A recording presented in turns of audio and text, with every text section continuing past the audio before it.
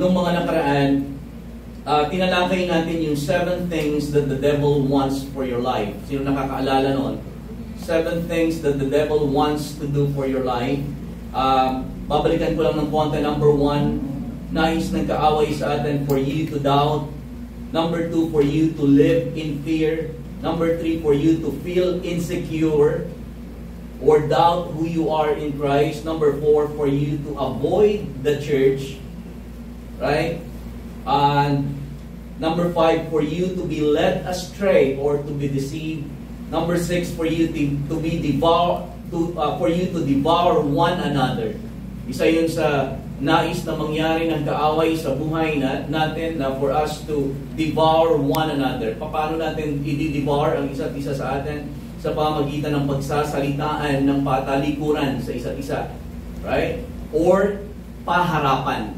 At yung pang-anim, pang-ito ay for you to be fixated on the world, unto the things of the world.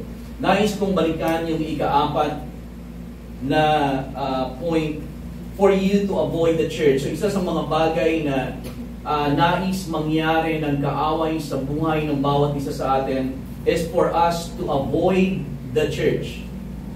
Na ating kaligtaan ng pagtitipon na hindi na tayo mag-church. At meron tayong binanggit doon na 4 na kadahilanan, 4 reasons why we need church. 4 na kadahilanan kung bakit kailangan natin na maitanim sa isang local church. Ano yung 4 na reason na yun? Because we need each other. And number 2, we need opportunities to discover our spiritual gift. And number 3 is we need authority. Everybody say, we need authority. And number 4, reasons we need the church is we need the truth. Pero nais kong balikan yung number 3, we need authority. Yung theme na authority. Yun yung malakas na naririnig ko sa aking espiritu. So that is what I want to share with you today. Nais kong ibahagi sa inyo the importance of divine authority in your life. Right? The importance of divine authority in your life. And I pray, mga kapatid, na maunawaan natin ito, makuha natin ito, sapagkat I believe, naniniwala ako na karamihan sa mga nararanasan natin sa buhay, na mga problema, na mga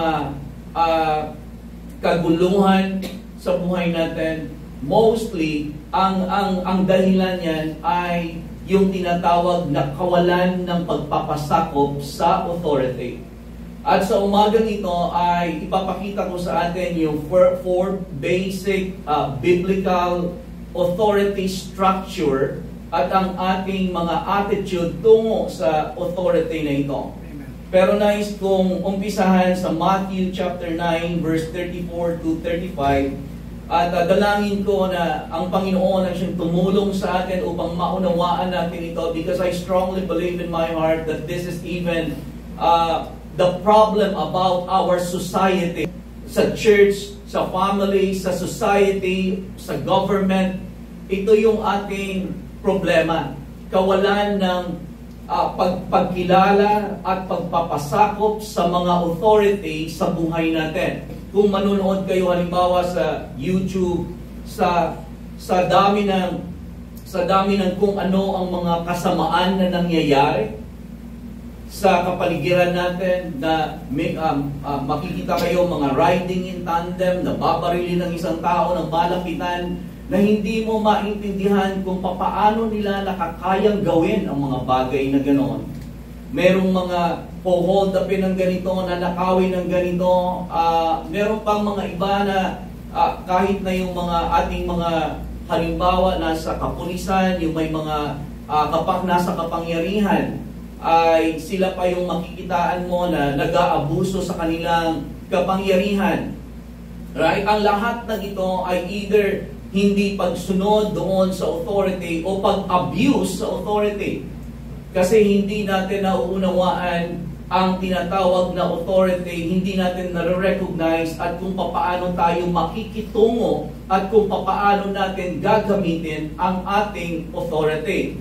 Ang goal ng kaaway sa buhay natin ay hindi upang tanggalan tayo ng kapangyarihan. or power. Ang goal niya sa buhay natin ay tayo ay alisin doon sa ating authority. Right? Alisin tayo sa ating place of authority, kasi kapag tayo ay naalis niya doon sa ating place of authority, nawawalan tayo ng kapangyarihan sa buhay. May kapangyarihan ka. Ibig sabihin ng kapangyarihan is ability na mapangyari ang mga bagay na dapat mangyari.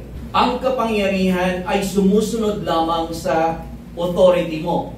At ang authority mo ay nasa kung saan ang iyong designated place of assignment. So kung alam mo ang assignment mo halimbawa in the kingdom and you stay in that assignment, you have the authority and you have the power. Meron kang kapangyarihan. Halimbawa na, ang authority halimbawa, ang isang traffic enforcer. Makikita ninyo na kapag sila ay tumayo doon sa intersection, kahit na merong napakalaking truck na napakabilis halimbawa ng takbo at napakalaki, right? Kapag ginanon niya yung kamay niya, right? At nakita nitong driver ng truck na ito, hihinto ang truck gaano man siya kabilis o gaano man siya kalaki. So meron siyang kapangyarihan na ipapatupad niya ang kapangyarihan niya. Pero tanong ko sa inyo, mas makapangyarihan ba yung taong kahit na payat na traffic enforcer diyan kumpara sa truck? Sino mas makapangyarihan? Sino mas malakas? Sino mas sila sa kanila kapag binunggo siya ng truck, sa tingin ninyo hindi siya mayayanig? Mayayanig siya, hindi po ba masasagasaan, mamamatay? Kasi sa totoo lang, mas malakas ang truck kaysa sa kanya. Pero siya ay merong kapangyarihan. Merong kakayanan na ipatupad kung ano mang ang bagay na dapat na maipatupad, kasi siya ay tumatayo sa kanyang authority. Pero halimbawa itong the same traffic enforcer na ito, halimbawa na wala siya traffic enforcer, kahit na siya ay nakadamit halimbawa ng Las Piñas traffic enforcer, doon halimbawa pumunta siya ng Batangas, right, na kung saan sa intersection doon ay napakaraming mga malalaking nagrumargas ang mga truck doon, at bigla siyang tatayo doon. At kanyang itinaas ang kanyang kamay sa truck na yon. Sa tingin ninyo kaya mapapatigil ang truck?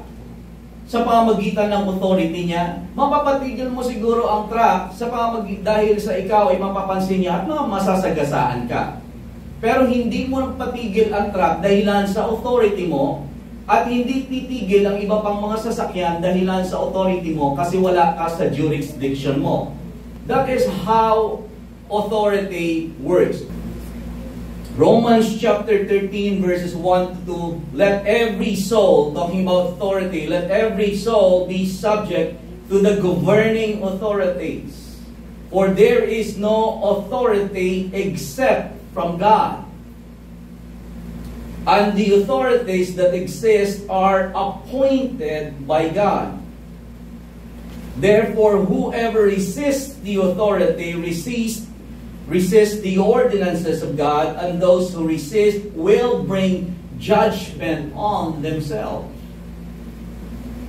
Right? Ang lahat daw po ng authority o kapangyarihan, kapamahalaan nagmula sa Diyos, inorchestrate ng Diyos. Amen. At itong authority na ito nagmula sa Diyos, itong office na kanilang tinatayuan. Dito in this portion of Scripture, ang tinutukoy dito is governing authority, sa gobyerno. Pero gayon pa man, sinasabi dito na walang authority na hindi nanggaling sa Diyos. Because authorities are from God. Amen. Kasi ang authority talaga ay in-establish ng Diyos para magkaroon ng order, peace, right, and security ang bawat tao. Yun yung disenyo ng authority. Kung walang authority, ay nagkakaroon ng chaos. Saan man yan? Sa church, sa family, sa society, right? Or sa government, sa employment. Kung wala siyang authority, kaya wala kayong makikita, kahit sa trabaho na pinagtatrabahoan ninyo, wala kayong makikita na pinagtatrabahoan nyo na walang authority structure. Kasi kapag nawala na ng structure ng authority, hindi na nagkikilala na ng authority, gulo na yan. Ang lahat ng authority ay nagbibigay sa atin ng struktura upang magkaroon ng order, kapayapaan, security, at malaya na naipapatupad ang dapat na maipatupad. Kung sa kumpanya ninyo walang authority, halimbawa, hindi kayo gagana. Ang Starbucks, halimbawa, kung walang authority, hindi kayo kikita. So bakit pa kayo magtatayo ng business? Amen. Kung walang authority, chaos o kaguluhan. Judges 17 verses 5 to 6. The man Micah had a shrine and made an ephod and household idols. So ito si gumawa siya ng Diyos in short. And he consecrated one of his sons. Ginawa niya lang kung ano, hindi naman si Lord, who became his priest. Verse 6, ito yung point. In those days, the judges, there was no king in Israel. Sa kapanahunan ng mga judges, walang hari. At ano ang dahilan kung ano ang naging resulta? There was no king in Israel. Therefore, everyone did what was right in his own eyes. Kaya kung babasahin niyo ang Book of Judges, puro ano yan siya. It's a series of crises and then pleading to the Lord, and then si Lord ang magbibigay ng judges. At kapag itong judge na ito ay nawala na, again, yung Israel ay mapupunta na naman sa idolatry, magkakaroon na naman sila ng crisis, series of ganon. Kasi there was no authority, no king. And everything or everyone did what was right in his own eyes. Kapag walang authority sa church, halimbawa, ginawa nyo lang kung anong gusto nyo gawin, chaos yan. Kung hindi nyo alam ang tinig ng authority ninyo, na ganitong oras dapat ganito na po tayo. Right? Kung gugustuhin mo lang, gawin ang gusto mo, ay, ganito din naman yan, pastor, okay lang din naman yan. Chaos yan siya. Kaguluhan. Naunawaan pa po ba ninyo ako? Kaya dito tayo, nagpapatupad din tayo ng authority. Ganito po, meron po tayong mga announcement, meron po tayong pagpapaalala sa atin, i-silent po ninyo ang phone ninyo. Ay, pumunta po kayo sa CR bago tayo mag-start. Nasusundan pa po ba ninyo ako? Para sa order. Pero pag sinabi natin, okay lang yan. Anong nangyayari? Gulo. Nasusundan pa po ba ninyo ako?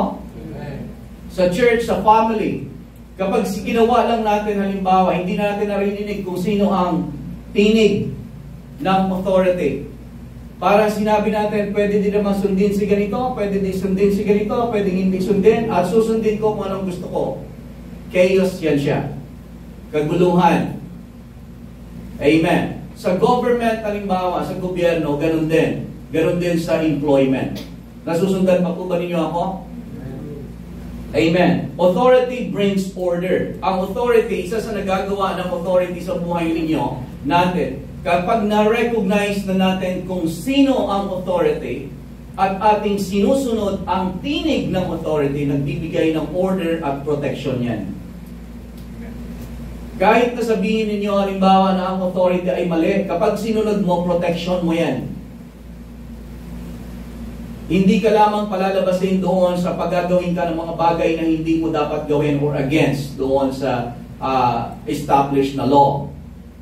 Amen. Pero ang pagsunod sa authority, laging protection yan siya. Nasusundan pa po ba ninyo ako? Amen. Recognizing and obeying authority brings security, peace, and order to family, church, workplace, or society. Understand that each role in the order of authority is necessary for success in relationship. So itong mahalaga dahil ang authority ay nilagay din ng Panginoon na istruktura para sa isang magandang relasyon. Para sa paglago ng relasyon natin una na sa Diyos at relasyon natin sa isa't isa. Pero maraming pagkakataon sa buhay natin na nagugulo ang relasyon natin kasi hindi tayo natututo o marunong na mag-recognize ng authority at magpasakop sa authority. Kaya nagkakagulo-gulo ang relasyon natin. Amen. Magbibigay ako ng four biblical authority structure. Makikita nito itong apat na itong struktura ng authority sa sa apat na bahagi ito sa Biblia, at kung ano ang sinasabi ng Scripture na maging nating attitude sa mga authority na ito. At kung dapat din natin makita kung nasaan tayo dito. Tayo ba ang authority? O tayo ba yung authority? Sino ang pinasasakupan ko at sino ang nasasakupan ko? Dapat mahalaga na makita mo din yon. Narito pa po ba kayo? Para magkaroon ng security, peace, and order. 4 biblical authority structure. Alam nyo, huwag din nyo maliitin ito. Kasi kapag ito ay nagawa ninyo, right? Naiayos ninyo ang inyong pamumuhay dito sa structure na ito ayon sa salita ng Diyos, magkakaroon ng kaayusan ng buhay ninyo. At alam niyo kung anong mangyayari? Magkakaroon kayo ng kapangyarihan sa buhay ninyo na mangyari ang mga bagay na dapat mangyari. O tatanungin ko na kayo, sa tingin mo, sa buhay mo, meron ka bang mga bagay sa buhay mo na nakikita mo, ito dapat ganito ang buhay ko eh. Dapat ganito eh. Right? Meron ka bang gano'n na nakikita mo, dapat ganito ang buhay ko ah. Kapag ikaw ay na-recognize mo ang authority, makikita mo na itong dapat na mangyari sa buhay mo, it will come into its proper place. Mangyayari, ibig sabihin, ang dapat na mangyari sa buhay mo. 4 biblical authority structure. Number 1, family. So family, I pray na pagkatapos natin dito, kasi titignan natin ang ating attitude din sa authority, makita na natin, ma-conduct natin ang ating sarili sa bahay. Kung paano tayo makikitungo sa isa't isa. Family is, of course, husband, wife, children. Yun yung binubuo ng pamilya. God entrusts husbands with the leadership of the family unit. Right? Husband. Tingnan nyo nga yung mga husband. Right? God entrusts husbands with the leadership of the family unit. A husband is to love his wife as he loves himself, and as Christ loves His bride, the church. A wife is to submit to the leadership of her husband. Ang wife ay kailangang mag-submit sa leadership ng kanyang husband, coming alongside him as a helpmate. So katuwang siya. Right? His companion and helper, created perfectly to meet his needs. Sa parents are responsible to train their children. Responsibilidad ng mga parents na i-train ang kanilang mga anak or children. Ang children ay yung mga bata na nasa ilalim ng pangangalaga ng mga magulang. Pero kung kayo ay, of course, tayo ay anak, right? Hindi na tayo child, sons or daughter halimbawa, na meron ding nanay at tatay, pero wala na sa pangangalaga, iba na yung ating pamilya, hindi na kayo children. Amen. Pag dumating kayo sa 18 years old na kayo, pero kayo ay nasa pangangalaga pa ng magulang ninyo, kahit na kayo ay 18 years old na dapat kayo ay namumuhay na sa sarili ninyo, magpapasakop pa rin kayo sa inyong mga magulang kasi nandiyan kayo sa poder ng magulang nyo. Naunawaan natin, kahit na ikaw ay halimbawa 20 years old ka, pero nandiyan ka pa rin sa poder ng magulang mo, magpasakop ka sa magulang mo, pamilya nila yan. Kung gusto mong hindi magpasakop, umalis ka. At magtayo ka ng sarili mong pamilya o mamuhay ka mag-isa sapagkat ikaw ay nasa tamang taong gulang na. Amen.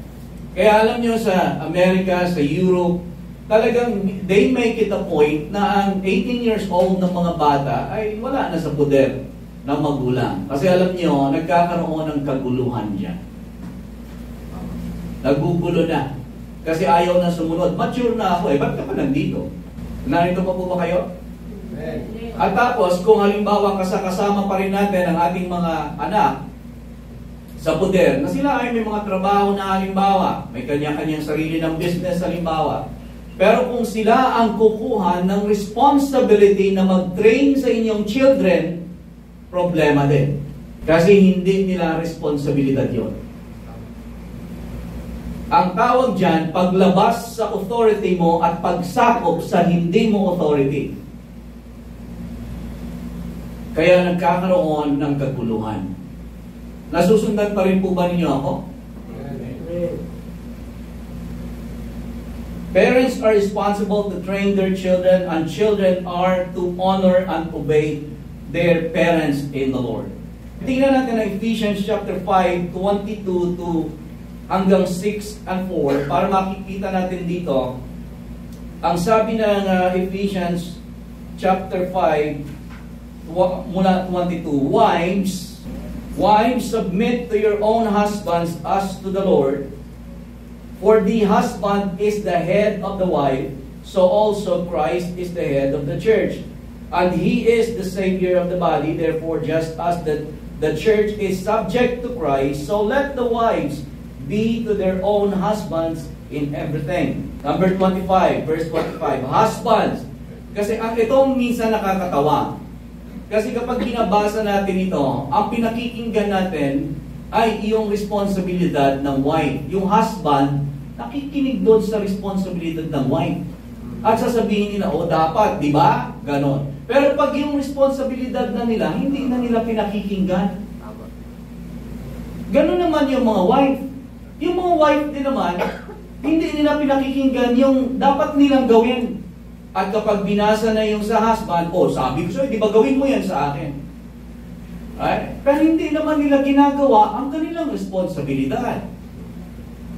Problema, husbands, love your wife, just as Christ also loved the church and gave Himself for her, that He might sanctify and cleanse her with the washing of water by the word, verse 27, that He might present her to Himself a glorious church, not having spot or wrinkle. Verse 28, so husbands ought to love their own wives as their own bodies.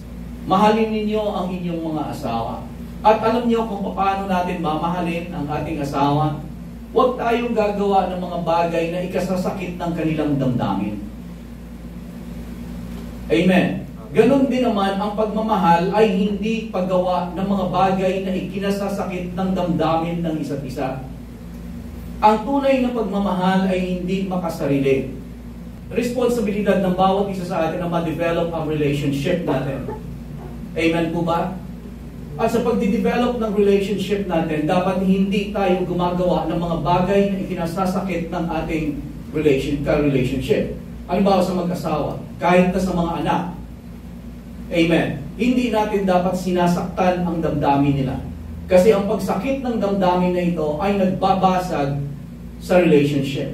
Naggagawa ng lamat. Naunawaan po ba ninyo? Amen. Kaya kailangan, mahalaga dito na kapag tayo ay halimbawa, nakagawa ka, nasaktan mo ang damdamin, dapat matuto tayo na humingi ng tawad para ma-restore natin yung fellowship. Hindi ang relationship. Kasi ang relationship, kahit saktan mo yan, may relasyon pa rin kayo. Ang mag-asawa, halimbawa, kapag nasaktan ko ang aking asawa si Susan, halimbawa nasaktan ko siya, hindi nabasag yung relationship. Kasi mag-asawa pa rin kami. Kahit nasaktan ko siya. Pero ang nababasag ay yung relationship. Para ma-restore ang relationship, kailangan kong ma-recognize na nasaktan kita at patawarin mo ako. Pag pinatawad ako ng aking asawa, ganun dapat yon. Pag humingi ng tawad, hindi ka na magmamatigas din. Kasi humingi ka ng tawad para ma-restore yung fellowship. Pero ang fellowship ang nagpapatibay ng relasyon na ito at nagpapalago sa relasyon na ito. Amen po ba? Marami sa atin, ang relationship ay nandoon pa rin. Hindi mo yan mawawala. Ang nanay sa anak, ang tatay sa anak. Kahit saktan mo ang anak mo, may relasyon pa rin yan. Hindi mo yan mawawala. Ay, hindi na tayo nanay, hindi na kita anak, hindi na kita nanay. Kahit sabihin pa niya yan, ganun pa rin yan, hindi niyo maaalis. Mag-ina pa rin kayo. Pero ang dapat na ma-restore ay yung inyong fellowship upang ang relationship ninyo ay magtibay, lumago. Kahit sa Panginoon din, sa Panginoon. minsan ang nagiging ugali natin sa Panginoon ay ganito. May mga bagay na nagagawa tayo na alam natin na nakakasakit sa damdamin ng Panginoon. Hindi po ba? At minsan sinasabi natin, maiintindihan naman yan ni Lord. At totoo naman, maiintindihan ni Lord, wala namang problema. Bayad na yung kasalanan mo, binayaran ni Jesus sa krus sa Kalbaryo. Ang problema, nasasaktan mo ang damdamin ni Lord. So nagiging makasarili ka lang. Ang relasyon mo ay hindi mo namamahal yung karelasyon mo. Nagiging self-centered ka, masyado kang concerned sa sarili mo, na ang pakiramdam mo lang, ang damdamin mo, ang binibigyan mo ng pagpapahalaga, ang gusto mo lang gusto mong gawin, pero hindi mo na i-consider ang damdamin ng karelasyon mo, ng Diyos. Kaya kung sinasabi natin, halimbawa, na maintindihan naman ako ni Lord, na alam mo ang ginagawa mo ay mali, right? Nasa ikaw ay hindi ka pa pumapasok sa isang deeper kind of relationship with God, where you want to develop and grow your relationship with Him. Ganon din yan siya sa magulang sa anak, anak sa magulang. Dapat ganon din ang mga anak. Right? Maiintindihan naman yan ni Papa, maiintindihan naman yan ni Mama. Ay kahit na ang ginagawa mo ay alam mo na nakakasakit sa damdamin nila. Amen. Pero hindi mo dapat gawin kasi nasasaktan mo ang damdamin nila. And most of the time sa atin, kung hindi mag-i-intervene ang biyaya ng Diyos at ang kabutihan ng Diyos sa buhay natin, kapag tayo ay nasaktan, ang tendency tayo ay nag-withdraw. Lumalayo. Pero hindi siya dapat na mangyari sa atin. Kasi binibigyan natin ng pagkakataon ang kaaway na makasira sa ating mga relasyon. Ang relasyon ay binigay sa atin ng Panginoon upang tayo ay magkaroon ng mas magandang buhay. Gumanda ang buhay. Amen. Magkaroon ng kulay na maranasan natin na ang buhay ay masarap, maganda. Walang kasing ganda ang isang buhay na mayroong thriving na relationship. Pero most of the time, itong mga relationship na ito ay sinisira dahil sa ating pagsasakitan ng damdamin ng isa't isa, sinasadya man o hindi sinasadya. Kaya dapat alam din natin kung ano ang magiging attitude natin. Kaya tayo nagpipreach ng pagpapatawad. At minsan, halimbawa sa atin, may mga pagkakataon sa buhay natin na you have to act as the bigger person. Ang ibig sabihin, kahit na sila yung nakatatanda, kung nagkamali, minsan may mga pagkakataon na ikaw na lamang ang iintindi sa kanila for the sake of relationship. Balik tayo dun sa husband, love your wife. So, 28. So, husband also love their own wives as their own body. For no one, verse 29, no one ever hated his own flesh, but nourishes and cherishes it as the Lord does the church. For we are members of His body, of His flesh and His bones. 31. For this reason a man shall leave his father and mother and be joined to his wife, and the two shall become one flesh. Verse 32. This is a great mystery, but I speak concerning Christ and the church. 33. Nevertheless, let each one of you in particular so love his own wife as himself, and let the wife see that she respects her husband. Kung kayo ay husband, pagtuunan na lamang ninyo ang inyong role. Huwag na niyo yung pagtuunan yung role ng wife. Pagtuunan ninyo yung role na ninyo. Kung kayo wife, yun na lang yung inyong pagtuunan. Sa chapter 6, verse 1 to 4, Children, obey your parents in the Lord. Children, obey your parents in the Lord. Honor your father and mother. So of course, sila man ay nasa kanya, may sarili man kayong pamumuhay na mga anak, halimbawa na kayo ay may sarili ng kanya-kanya ninyong buhay, may pamilya na kayo, pero you have to honor your father and mother, which is the first commandment with the promise, that it may go well with you, that you may live long on the earth. Verse 4, and you fathers, at may dadagdag mo rin dito, pati mother, you father and mother, do not provoke your children to wrath. Huwag ninyo silang i-provoke to wrath. Na minsan, ako talagang bilang tatay, guilty ako dyan. Guilty ako na hindi ko dati, lalo na nung unang kapanahunan pa, nung si Mecca pa lang ang aking anak, especially doon sa area na yon, na hindi mo nagiging overprotective ka, na hindi mo alam, nasasaktan mo na yung damdamin ng anak mo, na hindi mo na napapansin na napuprovoke mo na into anger. Akala mo disiplina ang ipinapatupad mo, pero sa kanila talagang galit na ang nararamdaman sa'yo. Kasi napuprovoke mo into anger. Kahit na ang intensyon mo ay magdisiplina lang, but dahil kadahilanan sa kakulangan mo ng kaalaman, na siguro during the time hindi ka pa rin malago sa Panginoon, right? Nasusundan pa po ba ninyo ako? Pero ito yung kahit na sa pagdidisiplina, do not provoke your children to wrath. Na wag sila, dapat ang pagdidisiplina, and of course tayong lahat ay patuloy na lumalago sa bagay na yan. Alam niyo, intindihin niyo sa mga bata, may mga pagkakataon na dapat ninyong intindihin ng magulang ninyo. Ang magulang ninyo ay merong mga takot para sa inyo na hindi ninyo nararamdaman. May mga pangamba na papaano kapag naging ganito, papaano kapag nangyari ito sa kanya, papaano kapag hindi ko siya naprotektahan, ano ang mangyayari? So habang nasa poder ko siya, gagawin ko ang lahat ng magagawa ko para maingatan ko siya. Kasi responsibilidad ko siya. Amen. May tendencies na ganoon ang magulang para sa mga anak.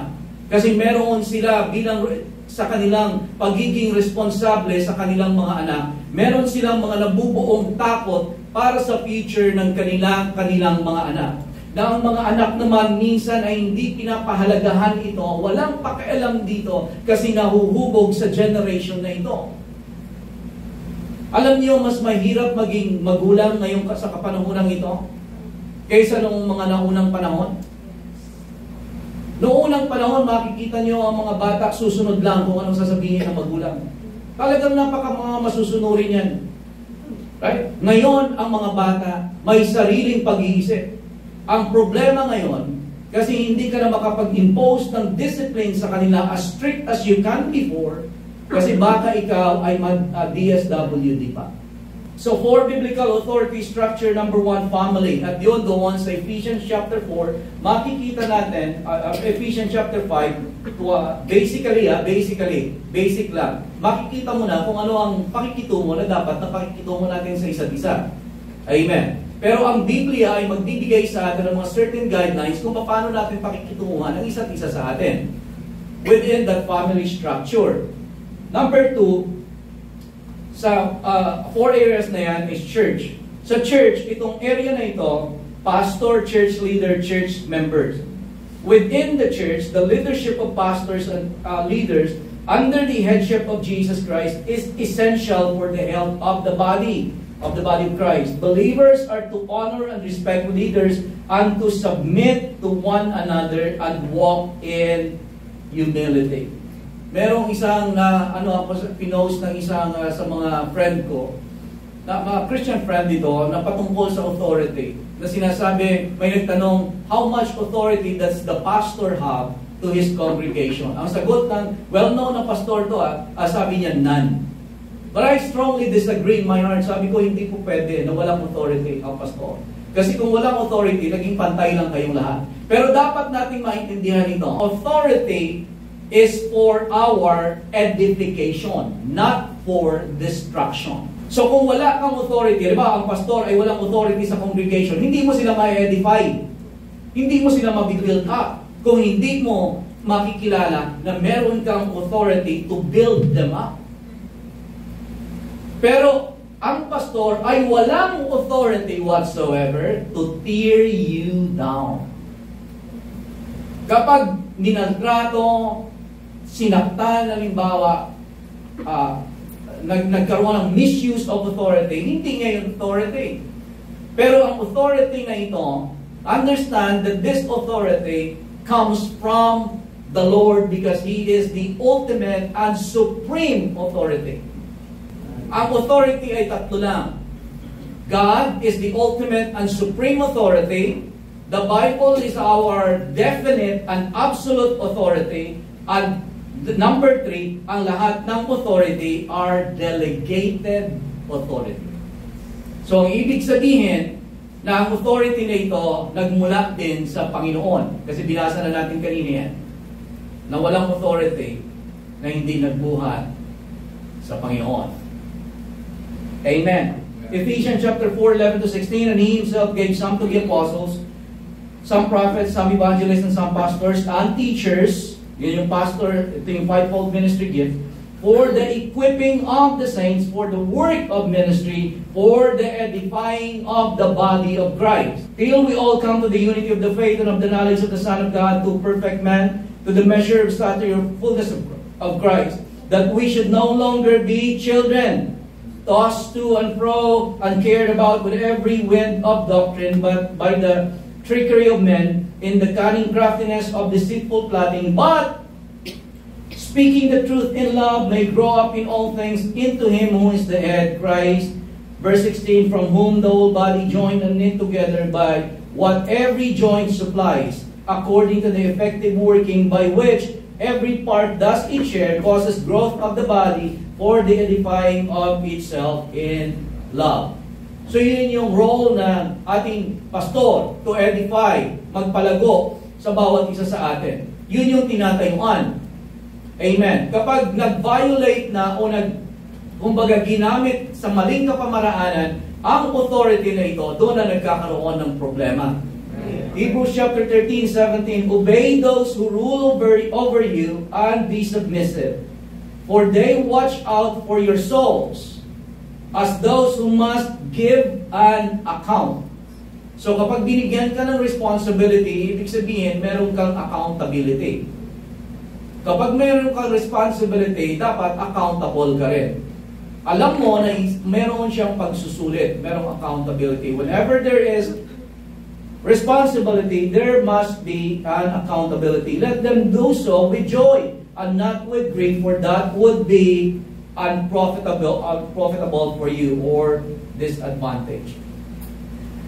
Lalagpasan ko na lamang ito. Number 3, pasok tayo sa number 3. Gusto ko ma-cover itong 4 na ito. Number 3, employment. Sa employment, alamin din natin na sa ating mga pinagtatrabahuan, merong authority structure yan siya. May structure din. Employees are challenged to act with equity. Kung tayo ay mga employers, dapat tayo ay magpatupad ng equity, equal. Dapat na magpapatupad ng naayon sa batas.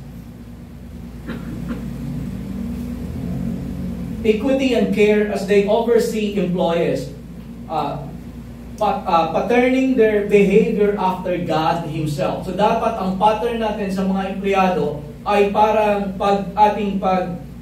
pagpapattern ng kung paano tayo tatratuhin ng Panginoon. Employees are responsible to serve well, doing their work wholeheartedly as unto the Lord. Yun naman yung ating responsibility as employee. Colossians chapter 3 verse 22 to 41, servants, obey in all things your masters, according to the flesh, not with eye service as men pleasers, but in sincerity of heart, fearing God. So kung tayo ay nagsiserve bilang mga employers, paglingkuran natin ang ating mga masters o employer din na parang paglilingkod sa Panginoon. Right? Na hindi yung eye service lamang na men pleaser. Alam niyo yun, eye service? Na kapag halimbawa nandiyan dyan yung boss mo, masipag ka. Pag wala na, binibitawan mo na yung walis. Binibitawan mo na ang anumang bagay. Pag nandiyan dyan ulit, bukas po na. Para makita na ikaw ay hardworking. Pero yun pala, pag wala siya, ikaw ay hardly working. Pero heartily, as to the Lord, not to men. Knowing that from the Lord, kapag ginawa natin na tayo ay naglilingkod sa ating mga amo, you will receive the reward of the inheritance, for you serve the Lord Christ. But he who does wrong will be repaid for what he has done, and there is no partiality. Sa masters naman, masters, give your bondservant what is just and fair, knowing that you also have a master in heaven. So siya naman ang Panginoon, ang siyang ating pinaglilingkuran, at tayo ay nagiging tapat sa ating master, hindi tayo pinababayaan ng master natin, well provided tayo sa paglilingkod sa Panginoon, ganun din natin ang gawin natin sa ating mga employees. Sa government, ang government, so number 4, government, national leaders, local officials. Pwede na rin natin isama dito yung ating mga eskwelahan. Kasi yan ay bahagi din ng ating agency sa government. Isang ahensya ng gobyerno, ang DepEd. At national leaders, local officials, and citizens.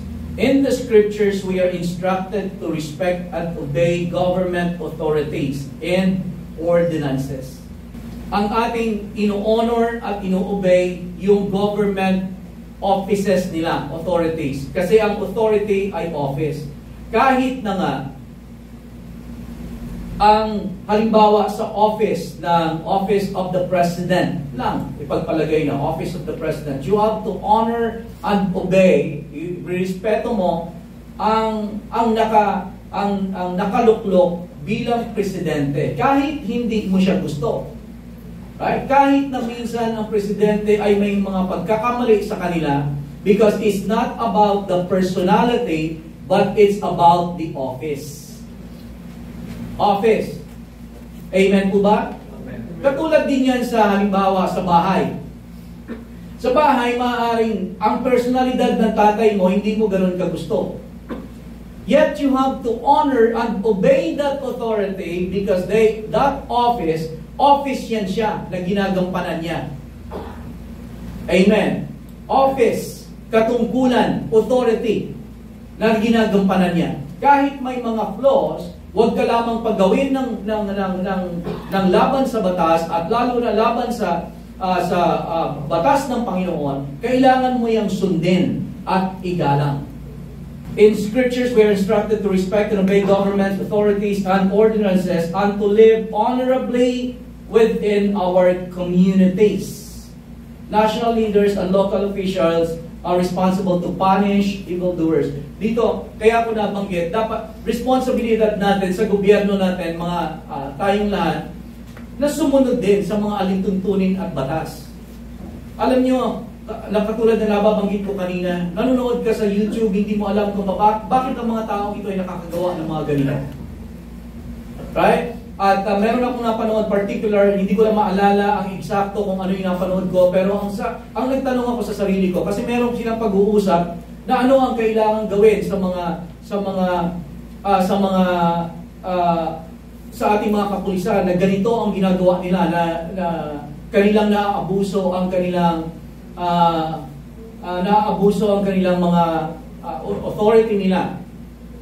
I-increase ang sweldo, i-increase ang ganon. Pero naitanong ko, what about, paano naman na dapat maturuan natin ng integridad ang mga taong ito? Integridad na kung paano nila tatayuan ang kanilang authority at hindi aabusuhin ang kanilang authority para maipatupad ang kapayapaan, ang security sa bansa. Nawawala yung ganun. So hindi nadideal ang the heart of the matter na tinatawag. Kaya ang taong makasarili pa rin, gagawin kung ano ang gustong gawin. Right? Kaya nagkakaroon pa rin ng kaguluhan kasi hindi nare-respeto ang authority. At yung mga nasa authority, hindi naman alam kung yung justice na dapat ipatupad doon sa tinatayuan nila ng mga authority. Amen po ba? Kaya sa atin, maraming mga nagnanakaw, maraming pumapatay. Nasaan yung living honorably? Minsan na itatanong ko, ang laki ng ginagampanan natin sa church. Sabi ko, naiisip-isip ko minsan, kapag nanonood ako ng mga riding in tandem na binabaril ng ganito, sabi ko, nasaan ang moralidad ng mga to? Wala, hindi ba to nakakadalo ng church? Hindi ba sila nakakadalo ng ganito na huwag ninyong gawin yan? Buhay ng tao. Wala bang nagsasabi ng ganon? Kahit na sa conscience lang, konsensya ng tao, masyadong sira ang konsensya ng tao. Na kanyang pumatay ng kapwa-tao dahilan sa pera. Hindi ko maintindihan. Wala bang mga Kristiyano na nangangaral dito? Wala bang churches na maaaring maimbitahan lang itong mga taong ito? Ang nagtatanong ako minsan, ito bang mga taong ito, nakadalo ba kaya yan ng church? Kahit minsan? Na para ma-develop din yung kanilang sense of integrity sa buhay nila, na ma-uplift lang din yung sense of morality. Na ang kapwa mo, igalang mo. Ang batas, sundin mo. Huwag mong gawin kung ano ang hindi dapat gawin. Huwag kang magnakaw. Huwag kang mangalunya. Amen. Amen po ba? Para magkaroon ng pag-aayos, pero ang tao ay hindi sumusunod sa batas, hindi sumusunod sa authority, kaya tayo ay nagkakaroon ng kaguluhan. Wala tayong security, wala tayong peace, wala tayong order sa ating government. Amen. Sa ating society. Dahilan sa mga tao ay walang pagsunod at pagkilala sa authority. At sa church din, hopefully, at ang panalangin natin, na tayo ay makapag-develop ng isang ugali na nire-recognize natin ang authority. Sa bahay, pinapatupad ang authority. Ang mga bata ay natuturuan kung paano sumunod sa authority. Amen. Sa church ay nagpapatupad na tayo ang mga bata at tayo sa isa't isa ay kailangan na magpasakop sa Diyos, magpasakop sa salita ng Diyos, magpasakopan sa isa't isa at kilalanin ang authority ng bawat isa sa atin. Sa tahanan, kilalanin ang authority at kung paano tayo makikitungo sa isa't isa. Amen po ba? At sa ating ating mga pinagtatrabahuan, kung tayo ang empleyado, tayo yung magpapakita ng ehemplo. Amen. Kung tayo yung employer, tayo din ang magpapakita sa kanila ng ganito, dapat ang sistema ng Diyos, ang pagpapatupad ng Diyos. Amen. Kung tayo ay nasa gobyerno, tayo ang susunod. Kung hindi sila susunod, kahit na sila ay kahit na naka-go, ay kahit naka-stop, go pa rin. Tayo ay hihinto. Amen. Susunod sa batas, alituntunin. Kasi doon nagkakaroon ng kaguluhan. Sa mga traffic signs, susundin natin, hindi po ba? Amen. Amen. At hindi natin uugaliin na tayo ay magbabiolate ng batas o ng mga kahit signs lamang sapagkat madidevelop natin ito. At eventually, masasanay ka na kahit na ang utos ng Diyos, hindi mo na susundin. Kahit na ang utos ng konsensya mo, hindi mo na susundin. Kahit alam mo na sa puso mo, mali ang gagawin mo, pero hindi mo na gagawin. Kasi ikaw ay hindi mo, gagawin mo pa rin ang mali rather, sapagkat ikaw ay namanhid na. Amen. Hindi ka na natuto na sumunod sa authority, kumilala sa authority, at ang authority na alam mo ay kung ano lang ang gusto mong gawin. Doon nag-uumpisa ang chaos. Amen. Tatapusin ko siguro dito pansamantala. Recognizing and obeying those in authority brings security, peace, and order to family, church, and workplace or society. Dito sa apat na ito, dapat na makita natin kung saan tayo submitted. Halimbawa sa family, dapat makita mo saan ka submitted.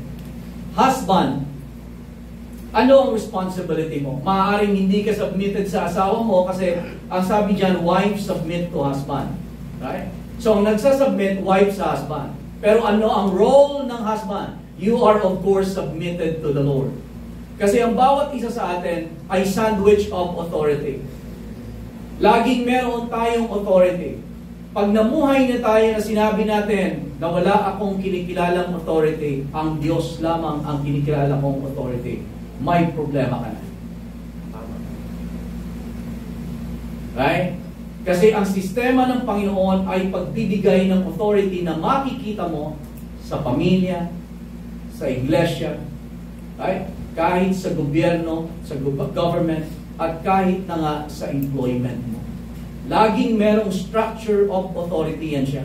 Kapag sinabi ng isang tao na gagawin ko ano kang gusto ko, ganyan yung kaugalian ng mundo sa ngayon.